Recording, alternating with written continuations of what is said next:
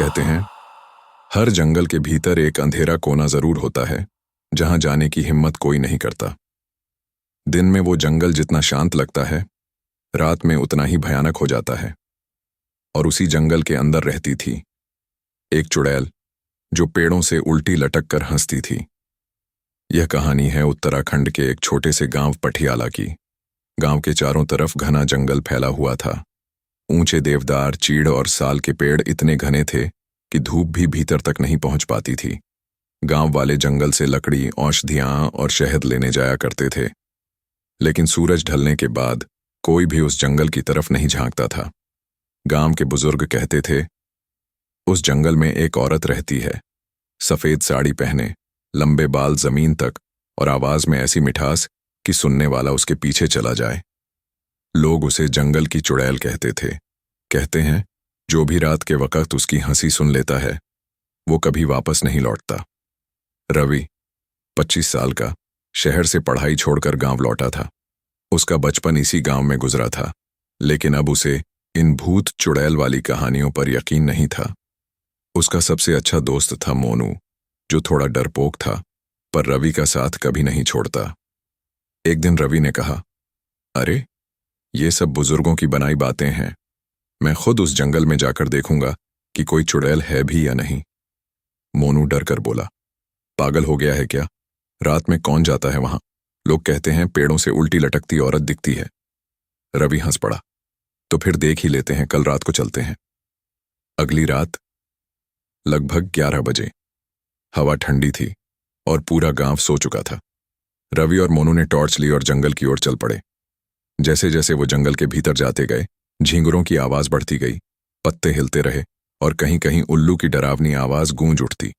मोनू धीरे बोला, भाई ये सही नहीं लग रहा, चल वापस चलते हैं। रवि बोला, अरे डर मत, बस थोड़ा आगे चलते हैं, मैं साबित कर दूंगा कि कोई चुड़ैल नहीं होती।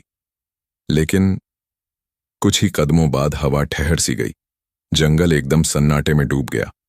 टॉर्च की रोशनी में बस पेड़ों के साए थे, लंबे टेढ़े जैसे किसी दैत्य के हाथ। अचानक कहीं दूर से एक औरत की हंसी सुनाई दी, धीरे, खौफनाक और गूंजदार। हाँ हाँ हाँ हाँ। मोनू के पैरों के नीचे से जमीन खिसक गई। भाई सुना तूने? रवि बोला, कोई मजाक कर रहा है शायद।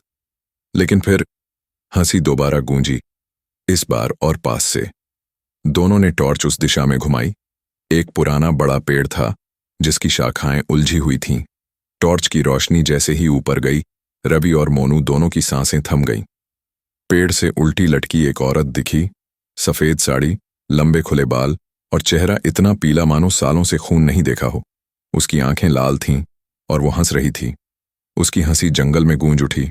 हाँ हाँ हाँ। रवि की टॉर्च गिर पड़ी। मोनू जमीन पर बैठ गया और फिर अचानक वो औरत गायब हो गई। रवि ने कांपती आवाज में कहा, शायद आंखों का धोखा था। मोनू चिल्लाया, धोखा नहीं भाई, चल यहां से निकल। दोनों भागने लगे, लेकिन पेड़ों के बीच से हवा में एक परछाई उनके साथ दौड़ने लगी, कभी दाएं कभी बाएं और कभी ऊपर पेड़ों पर। फिर एक ठंडी हवा का झोंका आया और रवि का हाथ किसी चीज से टकराया। उसने देखा, एक महिला का हाथ, ठंडा और सख्त, उसके कंधे पर था। रवि पलटा तो वही चेहरा सामने था, लाल आंखें, नुकीले दांत और सड़ी हुई सांस। उसने फुसफुसाया, क्यों आए हो मेरे जंगल में? रवि बेहोश होकर गिर पड़ा। सुबह रवि अपनी झोपड़ी के बाहर पड़ा मिला। मोनू तो भागकर गांव आ गया था, लेकिन रवि को किसी ने रात में जंगल से खींचकर बाहर डाल दिया था। गांव वालों ने उसे उठाया। उसका शरीर ठंडा था, होंठ नीले और आंखें डरी हुई। गांव की बूढ़ी औरतें कहने लगीं, वो चुड़ैल से मिला है, अब इसे छोड़ेंगे नहीं। गांव के पुजारी भोलानाथ जी को बुलाया गया।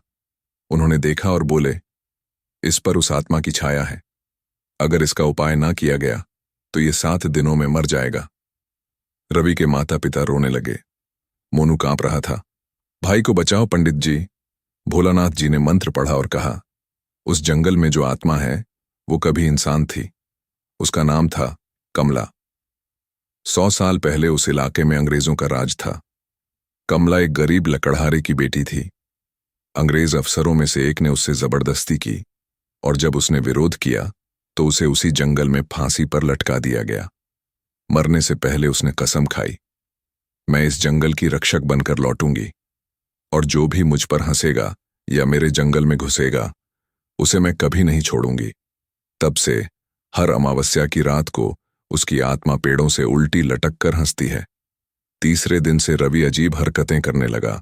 वो आधी रात को उठकर जंगल की दिशा में देखने लगता, कभी किसी से कहता वो मुझे बुला रही है, कभी हंसने लगता ठीक उसी तरह जैसे वो चुड़ैल हंसती थी। उसकी आंखें लाल रहने लगीं और शरीर पर नीले निशान उभर आए। भोलानाथ जी बोले, ये आत्मा अब इसके अंदर आने की कोशिश कर रही है, हमें इसे रोकना होगा। भोलानाथ जी ने सबको बताया कि अमावस्या की रात चुड़ैल सबसे ताकतवर होती है, लेकिन उसी रात अगर उसका श्राप तोड़ा जाए तो वो मुक्त भी हो सकती है। उन्होंने कहा, हम उस जगह चलेंगे जहां वो पहली बार दिखी थी, वहीं पूजा होगी। रात के ठीक 12 बजे रवि, मोनू, भोलानाथ जी और कुछ गांव वाले जंगल पहुंचे। हवा तेज थी, पेड़ जोर जोर से झूल रहे थे।